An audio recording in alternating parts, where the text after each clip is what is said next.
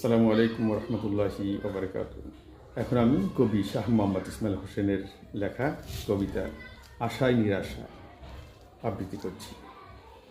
আশায় নিরাশা লিখেছেন শাহ মোহাম্মদ ইসমাইল হোসেন। ফাগুনে আজ রং লেগেছে লোহিত শিমুল বন, ছেলেটি আজও এলো না ফিরে, কান্দে মায়ের মন। পলাশের বনে কাঁদে বিরহী, শুনি কোকিলের গান, গান নহে ও কান্না স্রোত, কাঁদে মায়ের পরাণ। ভাতের শানকি সাজানো ওখানে শুকিয়ে হয়েছে চাল, এখনো ছেলে এলো না ঘরে, বাহির যে হয়েছে কাল।